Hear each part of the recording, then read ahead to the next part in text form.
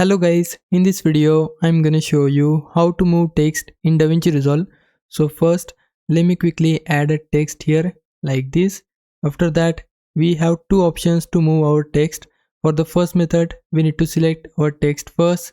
After that open the inspector panel from top right, and then we have lots of customizations here.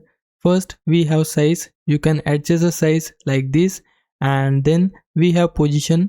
So let's say I want to position it on bottom left. Then for that I just need to take the position X slider like this, then drag the Y slider down in order to change the position of your text, and you can adjust these position sliders like you want. You can also use the zoom slider in case if you want to change the size of your text. So this was the first method. For the second one, we just have to enable this transform tool from here. So just enable this tool which is in rectangle icon.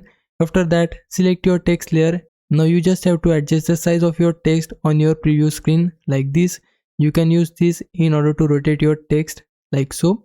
So these are the two ways. Hope this helps. Leave a like and subscribe my channel. For now, thanks for watching.